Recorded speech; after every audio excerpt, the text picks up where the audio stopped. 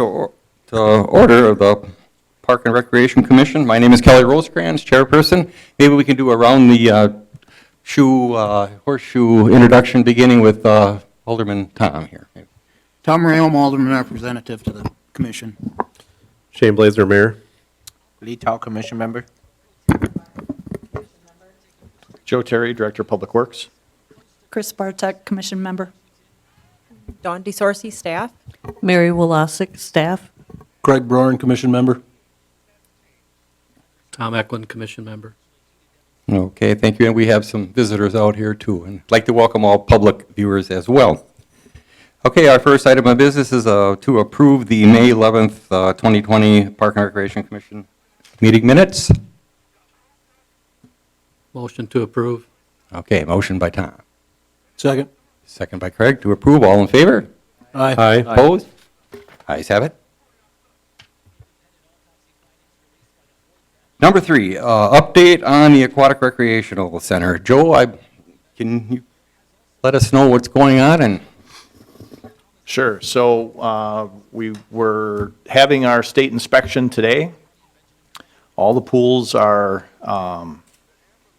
full of water and are currently operational. We also had the testing of the slides and the water flow for those. So the work inside the fence for the pool is just about done, and we'd be planning on starting to train staff and get some of the final things in place. Outside the fence, there's quite a little bit of work to do yet, but it's related to landscaping and some minor sidewalk and those types of things. So it's coming along really well.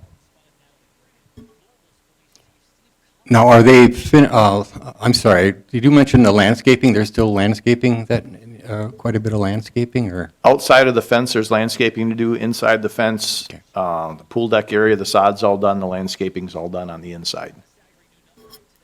What about parking? I was by there today. Is parking? Yeah, so the parking lots are paved, and actually, I don't know if the staff lot in the back got paved today or not, but it's shaped to pave. So in the next several days, that'll be done as well. So they're still on that time frame, that 19-day time frame to have it completed, obviously. I mean, Yes. And we're fine with that for if we open. Okay.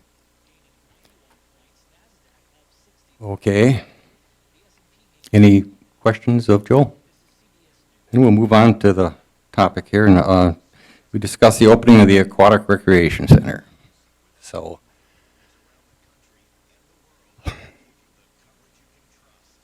Anybody want to open this up, or? Well, I'll just ask what new information there is since we met last, because the only thing I'm aware of is the Supreme Court decision.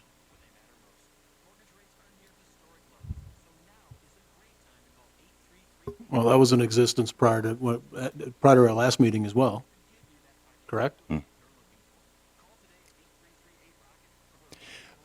Is there how do we get the agenda item, Kelly? Because I don't know. How did we get this agenda item? Yeah, I'm not trying to cause trouble. I'm just curious no. because we did talk about it last. Right, well, we had discussed we better have a meeting before, pending how we're going to vote on this, for Mary to do all the training and hiring and whatever has to be done. So I guess, Dawn, you and I had talked about this and set this meeting up for the 1st. I know Chris had mentioned also that she had some information too about how to open safely and that sort of thing, so. Well, I think the last time we met, the Safer at Home order was still in place, and since then that has been overturned, and now businesses are beginning to open up. So I think we wanted to discuss that and to make a decision before, all the investment into the training, if the aquatic center was going to be able to open and, to be able to do so within the budget and within all the COVID guidelines that are out there. So I think we wanted to have a meeting to discuss that. Speaking about those guidelines, I'm going to lay it on the table right now. My wife is involved with this. She's our county health care nurse, and we are not going through real good times at home. I respect everybody's opinion of this, and it isn't just the cases in Wood County.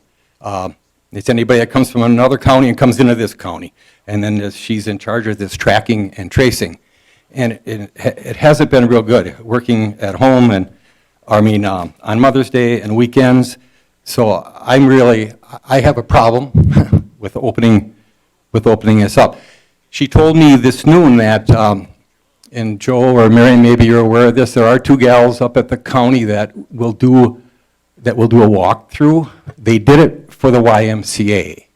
And if they could follow all the guidelines safely, I guess they were able to open up, which they're doing according to the paper, they're going to open up. But there's a lot of them. Have you seen all the safety measures? I've seen a lot of guidelines and recommendations from the CDC. I haven't seen so much from Wood County Health Department, but I've also seen some from American Red Cross and some other organizations. And a lot of them are following a lot of the same guidelines as far as the safety, sanitizing, distancing, what their recommendations are for Pool USA swim safety. Out on the East Coast has come through with some very structured guidelines on opening and how to keep your patrons and staff safe and how many bathrooms, shower facilities and stuff you should have open, depending upon your patron load. And these are all these lap pools and the distancing and everything? Yeah. And, I've seen all those. Is that feasible? Can the staff do that? I don't want to put you on the spot. Well, maybe we should back up. Do we have a plan? Well, part of the discussion last time was that if we had to open under some kind of expectation of significantly limited attendance, that it really wouldn't be palatable to do so. Isn't that what we talked about? That's correct. Yes, and we've talked a little bit about the possibility of, opening to city residents only if we're trying to, keep people from, normally you want to attract everybody to the community, but if you're trying not to. But the challenge with that is just administrative logistics and how to manage that at the attendance gate. In theory, it might seem pretty easy, but to actually facilitate it could be quite challenging. Does city staff have a recommendation?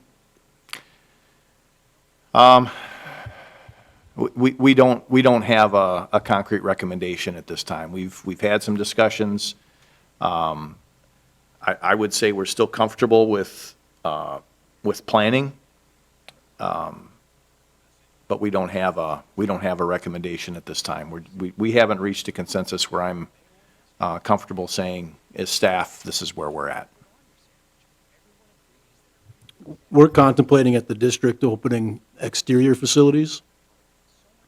So tennis courts, nothing for anything formal. It wouldn't be for rental or lease or large groups or anything like that, but possibly tennis courts and just allowing the general public back on school grounds, as it were.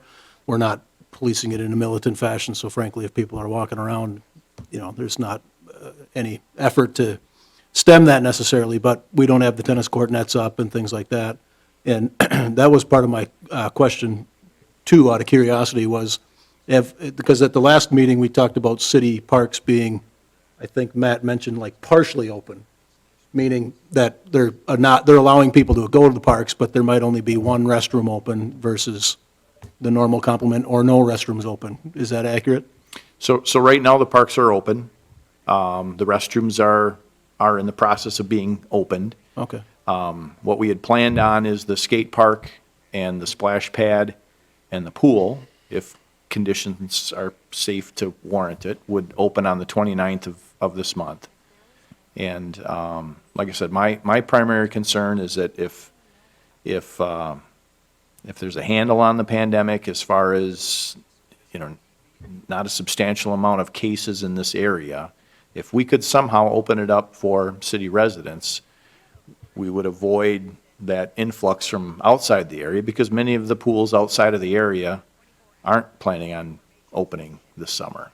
And, so I don't want to create that type of attraction, but at the same time, if it's safe to do so, the city taxpayers have contributed a substantial amount to this facility, and it is fantastic. And seeing the final details coming together on the site, I mean, it's wonderful. And like I said, if it's safe to do so, I'd like to see us to be able to open it at least for city residents By what But- date? by the 29th. By the 29th. But again, we have some administrative hurdles to get over before we could definitively say that that's possible. Joe, I got a question.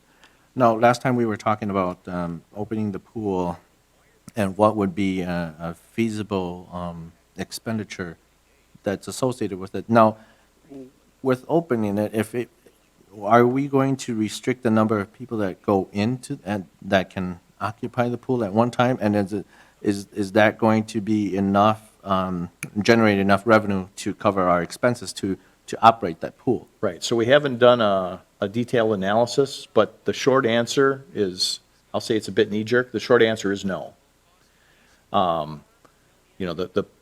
The costs to operate the pool are in that 300,000 range per year. We're going to open, if we open, we'd open about a month late, so it would be 2/3 of that, but we'd also wouldn't have the income.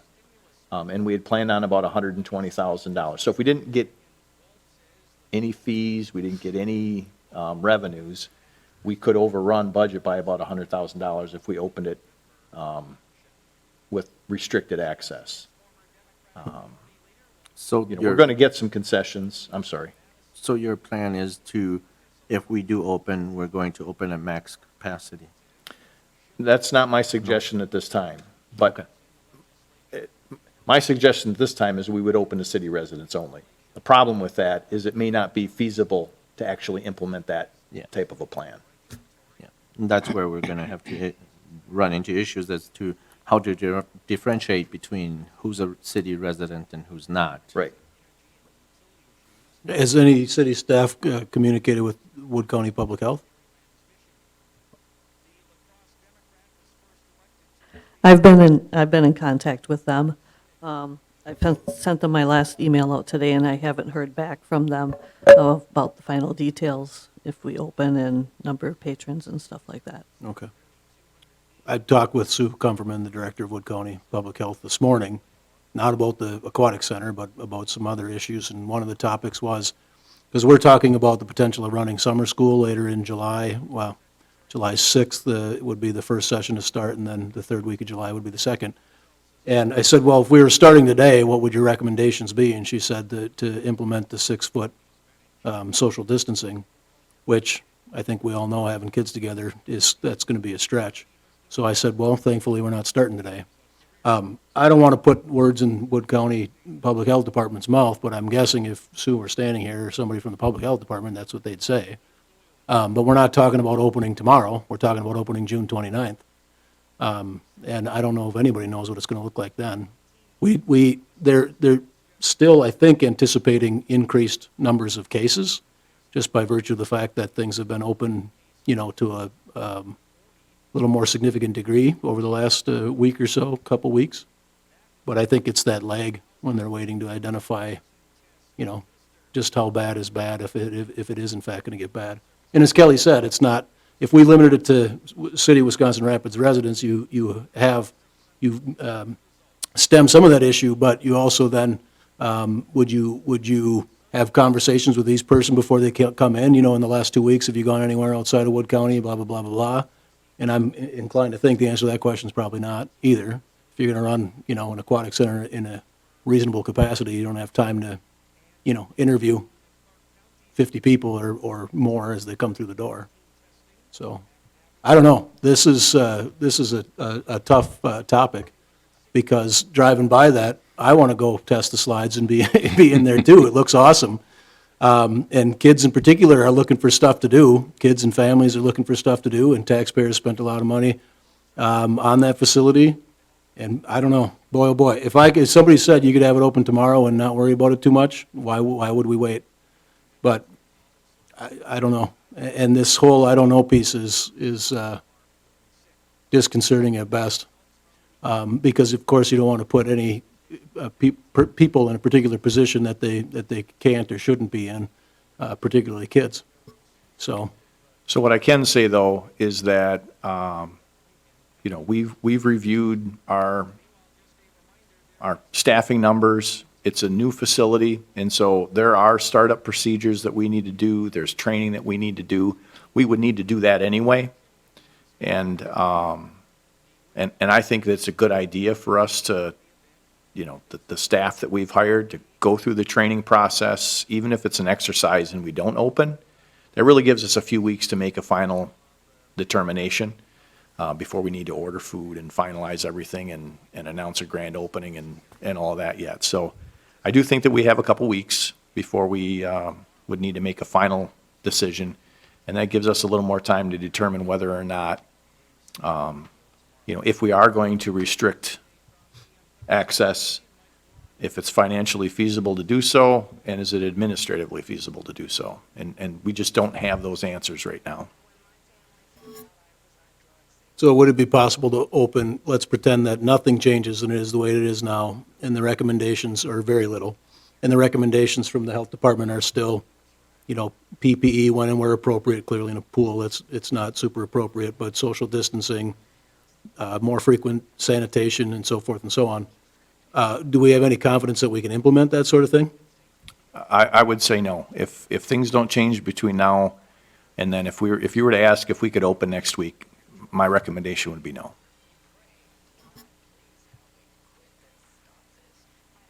So what would change that would make you say yes? What are the criteria?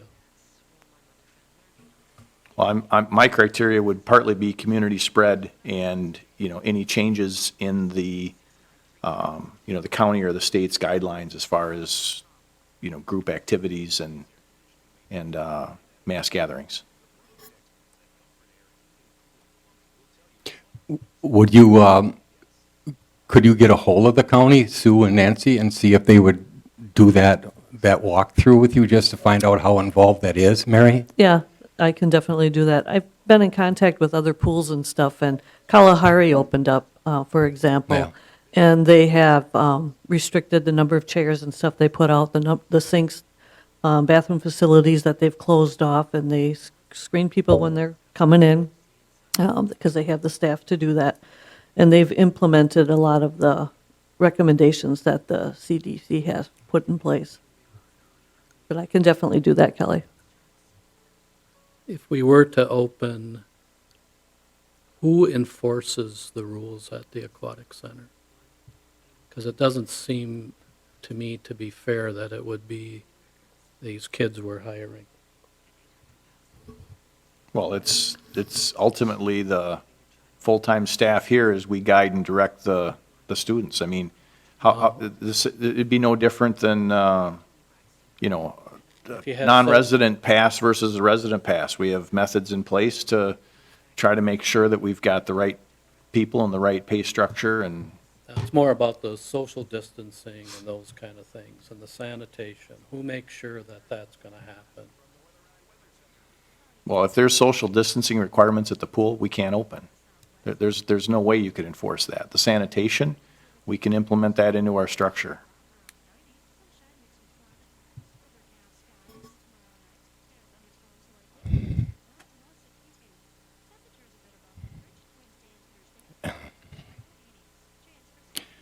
I don't know. And nobody knows what to do. I know.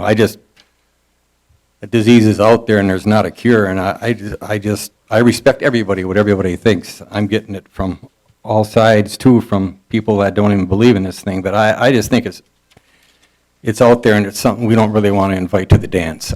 That's my opinion, so. Yes, Tom? Thanks, Kelly. Yeah, with, as things stand right now, the unknowns that there are,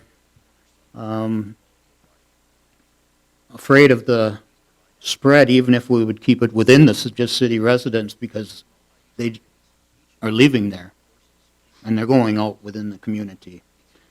So the community spread just by even just city residents there is the possibility. I would be really reluctant to look at setting any type of opening date today.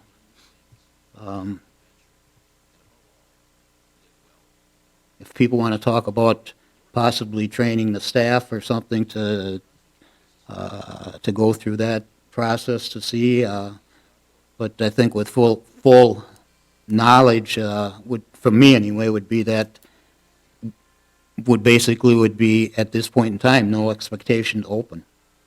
Because I just think it's something I think everybody wants to do. The intent was that this was to be a regional pool to attract as many people from all of the surrounding area that we could, which was to provide a big part of the income towards the operation of the pool. And so at this time, I would be very, very reluctant to look at any even tentative date of opening. And we are seeing an increase since the law has been relaxed or changed or thrown out, whatever. County-wise here, has it gone up hugely? No, but we have recorded our first death from it.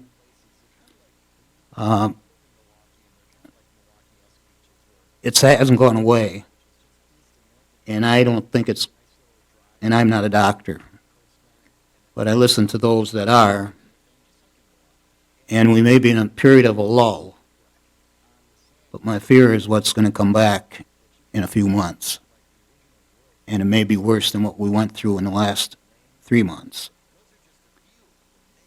It's a fear I have, and by opening the pool, and I have to agree with Joe, and the question was asked by Tom over here about the social distancing, and I think I made a comment at a previous meeting even that, you know, in a pool, if we have to look at social distancing, and I think we do, it's an impossible task. You can't have a social distancing in an aquatic center. I just don't see how that can happen. I mean, whoever is there to enforce it. The kids are going to be in the pool together. The kids are going to be in the slides together. It's just going to be there and going to happen. So I just, as much as I would like to open this, it's a thing that's been on the burner for 20-plus years, to have some type of aquatic center, and we finally are at the point of actually having one, and it's complete or almost. So it's tough to say no, but it's, for me, from having been involved in it for so many years, that the possibility of what's hanging out there to happen, or could happen, at least to me right now, outweighs the risk of opening it, and that I would have to, at this point in time, that we not set a date to open. And I would also say that I've been in contact, and I'm waiting for a call back from the county health department myself on meetings that we actually have here. So I'm waiting for some more information on that too. It's just, to me, I think it's an awful risk to take to set a date to open. To me, it's just not worth it. Joe, as far as familiarizing the staff with the pool and such, is there going to be like a city maintenance, one of the, from the actual city that will like monitor the chlorine or the injection and like the pumps, and that person could be totally trained all summer long here on that facility, that you foresee in the future he's going to be spearheading all that, you know? So we have one person right now that has taken and is a certified water park pool spa operator. In the next week or so, I don't recollect the exact date, staff's going to go through operation and maintenance training, which is required by the contractor to train us and train our staff. And so for that procedure, or those procedures, I will have some of our staff from the wastewater department there, because those operators, pumps and instrumentation and valves, that's their life. And so I want them to understand the operation of the facility, so that if we have a problem, we've got professionals on site that can assist in troubleshooting and repairs. I'll be attending. We'll have some other staff attending as well, so that we'll have a number of our full-time staff trained on how to operate the facility. There's some things that the manager, student would be able to do, shutting off the water slide pumps, making sure that the lazy river shut off at the end of the day. Those types of activities, we can leave to our part-time staff. But the actual chemical testing and, verifying that everything's operating well needs to be done by, trained full-time staff. It's, some of you have been through the facility, some of you haven't, but it is very complex. There's a lot of pumps, a lot of controls, and it needs to be done right. So we're gonna do that anyway. Yeah, And yeah. and when whatever the decision is, the contractor also has to go through a shutdown and winterizing procedure. So whether that's in a month or whether that's at the end of the season. And then next year, they also have to go through with us a startup and seasonal prep procedure. So we'll have plenty of opportunities for training, so that we'll have our staff trained. I don't know, does that answer? That's a the good question? plan. Okay. No, that's good, Joe. I had a question. Are those pools, are those designed that you have to keep some water in them? I don't know. Generally, yes. Okay. Yeah. All right. Okay. Yeah, this facility, again, we'll know more about how this facility needs to operate when we get our O&M training. Okay. But generally, yes. Okay. Thank you. Jerry Bach. I suppose up there, Chair.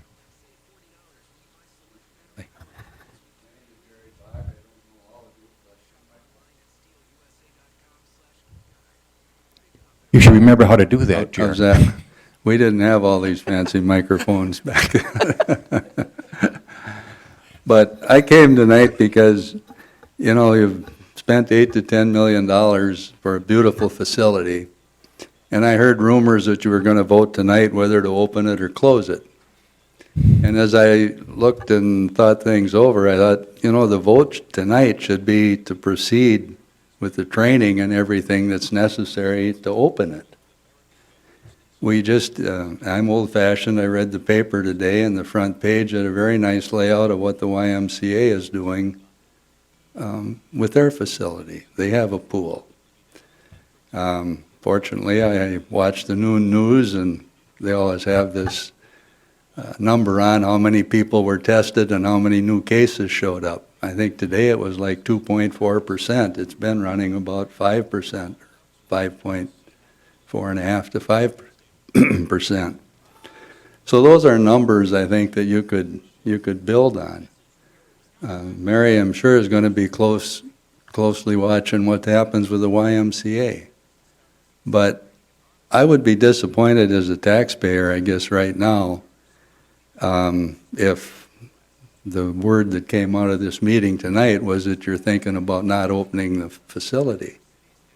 I mean, we've all been there. You do all the planning and you're ready to go, but you really got a lot more solid information to make your decision on probably in 2 or 3 weeks, because you're going to have the why, you're going to have more from the Dells, what are they seeing? We've heard rumors about warm weather and sunshine and so on is supposed to kind of knock this back. And I just, again, I would encourage you, and it sounds like you're on that way, to have the staff trained and ready to go. And maybe it's 3 weeks from now that you have to make that final decision. But I think you'll have a lot more information then than what I'm hearing tonight. I mean, you know, it's not easy. That's why you get paid the big bucks for those jobs, you know, to make these decisions. But it is an important one for this community. On the other hand, I've heard that some of the host families have been notified they may have baseball players.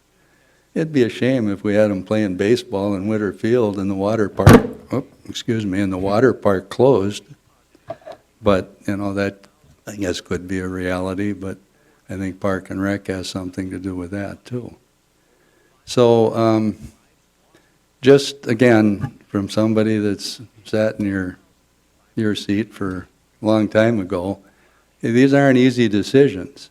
But, and sometimes it's, I don't want to say it's easier dealing with other people's money, but think if you were a guy that invested $10 million in this facility, you'd be busting your butt to make sure that you took the safety precautions necessary, but also opened it, if at all possible.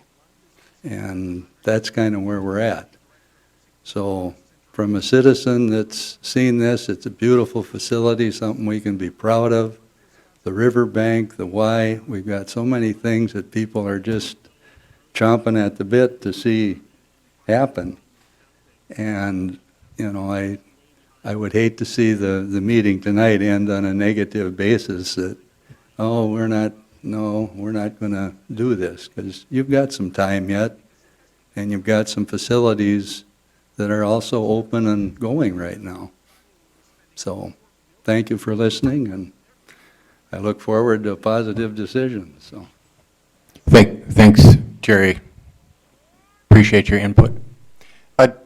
Just a question, I don't know from a legal standpoint, if someone got the COVID, is the city, what would happen with the city? Is the city responsible or? So I'm going to cop out on that and say I'm not the city Yeah. attorney. I know, where's Sue? Mayor? I agree with Jerry. You know, I think we tentatively set to open June 29th. I agree, in staff training, everything should take place as is, and 3 weeks from now is going to look different. We're going to have a better picture on things. I think at that point is when we should meet and make that decision. I don't even know COVID in a chlorinated environment, what that means. I think there's a lot of unanswered questions, and we have time to answer them. But I think we need to continue on with the process of as if we were going to open and continue with training and getting everything going. Thank you. Thank you. I actually thought this, that we had a vote on, I agree, on opening the pool in order to you to continue training the staff, or we weren't going to do that all summer long. That's kind of what I thought this meeting was going to be. I know I got my lifeguard training set up for June 8th to the 9th for the lifeguards, because I do have some that do not have their lifeguard certification. And I need those people certified in order, if we do open, I need them. On the following day, all of the lifeguards that we are planning on hiring for the summer need the water park certification. And so that's another certification that they would be able to take. The lifeguards that are currently not lifeguards, they're taking a blended class, and I found out from the Red Cross at the end of last week that we've got them registered for the class, and if we decide not to open, those kids still have 22 months to finish their certification. So those kids that are signing up for that class wouldn't lose a year of their certification, because it is only a 2-year certification. So that's a good thing. So the water park certification, I mean, that's something that the city may have to bite the bullet on, because if we do open later in the season, that is a certification that all of those lifeguards will need. So I've kind of been going ahead, like planning like if we're open, because if we do open later in the season, I need my staff ready to go, because it's Right. going to take a week or two to get them ready to go. So that's Understand. my dilemma. I know. Yeah. Kelly? Yes, Chris? I think we all agree that safety is, our number one priority, and nobody wants to open that facility with, without safety being able to be accomplished. And I do agree, I propose that that you move forward with the training, that we continue to monitor the data, that you get the health department involved, that we can make a good decision in a couple weeks. We're fortunate here in Wood County. I don't want to minimize it, but we've only had 10 cases, and that number is not, growing substantially. Some businesses have opened in the last 2 weeks, so, the next 2 weeks are going to tell us a lot. And I agree, I think we'll have more information in the next 2 to 3 weeks. And I guess I would ask the staff to look at the numbers. If we do open it to just our residents, and we can kind of figure out, what that's going to look like.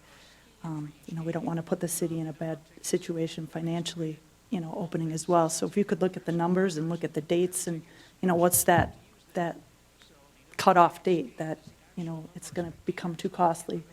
If we can figure out some of those things, and you're working on, what safety measures we have in place when we do open and how we're going to staff that, are we going to have someone sitting at the door counting people? We only have so many people in this area or that area. There's going to have to be additional measures in place probably. But obviously, if it can't be done safely, it shouldn't be done, but I think we should move forward towards that opening. Thank you, Chris. I agree with that as well, which is, because I had an opposite interpretation from the last meeting, Kelly, around, I didn't think that we were going to say tonight whether we should open it or close it. That would have came as a shock to me, but again, it's about personal interpretation. I think what's being talked about here makes all kinds of sense, because you're going to have the facility, and I guess we have the facility, you're going to have to staff it at some point. And one question, I guess, would be, what if, I don't know, circumstances are such that it's still nebulous, a few weeks from now? Then I think we have to make a hard decision about what direction we go. But why wouldn't you plan as though that, some kind of opening is going to happen? I'd be apprehensive to say, well, the opening date or the closing date, drop dead is this date, and but there's got to be a point in time in the summer where it just makes no sense to open it. And I think we hit on that last time, if I'm not mistaken. What do you get, maybe mid-July or third week of July, and then it just doesn't make sense to even operate it or something like that? Yeah, what I had proposed last month is that if we're not open by July 20th, we just wouldn't open. And that, when we were looking at that, the thought there was too that it was fully open, for financial reasons. That still gives you quite a few weeks of actual operation. The challenge that we have there, and we'll sit down and look at some of the numbers, is that we still do have to maintain the chemicals and keep the water balanced and keep it circulated between now and then. So there are costs associated with, maintaining the facility even when it's not operating, right? So we'll put some of those numbers together and come back. But again, I was looking at it from a public service standpoint, that for the employees that we're looking to hire, trying to give them some confidence, and so that they can plan their summers accordingly. If, for example, some of those employees wanted to find some other employment, but boy, they really wanted to work at this facility, they'd have some gauge that, look, well, they're going to try to open maybe around the 29th, and if they're not open by July 20th, they're not going to open at all. They could plan their summers and maybe get some other type of work or something, just trying to set up so that we can serve the public and meet the expectations of our staff as well. Absolutely. And that, I think, was the connotation of the discussion from our last meeting, and that's what makes perfect sense to me. Meaning, we may open June 29th, we may not. And there's a point in time dictated by local circumstances where we have to say, sorry, it's not going to open, there's nothing we can do about it. but I don't think we're in that point in time quite yet. No, I think within a few weeks, or at least a week for sure, of when we would open, we would need to know that because we need to order concessions, food, and do final preparation. So there is still some time required for us to prepare once we know if we're going to open. But again, I think for us to continue planning the way we have and training staff the way we've proposed, we do have some time yet before we make a hard call.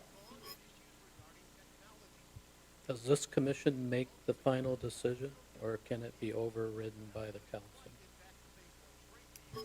So as it was explained by the city attorney at the last council meeting, and Mayor Blazer, you could help me out if this doesn't sound right, is that the commission has the authority to make decisions related to the parks under the oversight of the common council. So the common council could take a different stand if it so chose, but, and the council has made,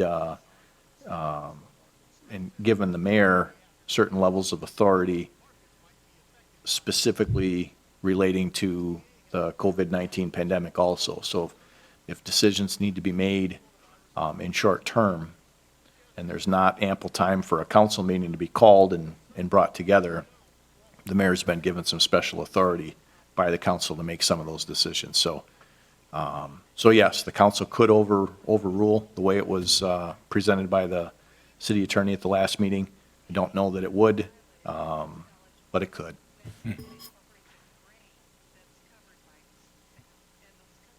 Any other questions?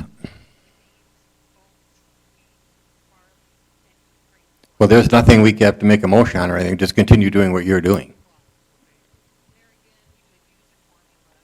Thank you for everybody's input. Item number 5, who's got the bills? Craig?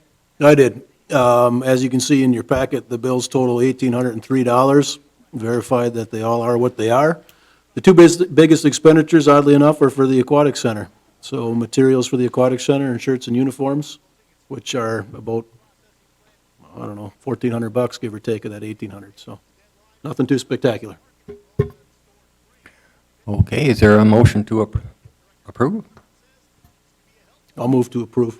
Second. Second. Motion by Craig, second by Alderman Tom. All in favor? Aye. Opposed? Ayes have it. Staff reports. Mary? Just like to mention that I did come to a final decision on T-ball and pitchball, and I did cancel that program. I just felt in my heart that it was too hard for 3 and 4 and 5-year-olds to social distance at that age and keep them separate. So haven't heard a lot of kickback on it. Everybody got refunded for that program already, and I'm currently working on my July and August, changing my lesson plans to set up to follow the CVT guidelines. Oh, and the zoo is going to be opening. I know, Matt, soon. So the animals are expected this coming week, so I'm getting my staff trained next week. Well, actually, Friday, I'm hoping to get them trained so that we're ready to open hopefully the following week or the week after, so. Okay. Are all the shelters and everything's open so there can be group gatherings and everything? Okay. Starting June 5th, June 5th. so this weekend will be the first group events, but they're all private parties, no public parties. Okay. Yes. I guess just a question for Mary, it'd be with the zoo opening. Again, it comes back, these things keep coming back to the social distancing and that type of stuff. Is that somehow going to be enforced, and or where the We're going to kids post. are taken in by the animals and all that type of stuff? Because there's almost, That's one of I the mean, questions. there's very little room to have social distancing for a few people. Yeah, let alone- I contacted Marshfield Zoo because they've been open, but they don't have a petting zoo.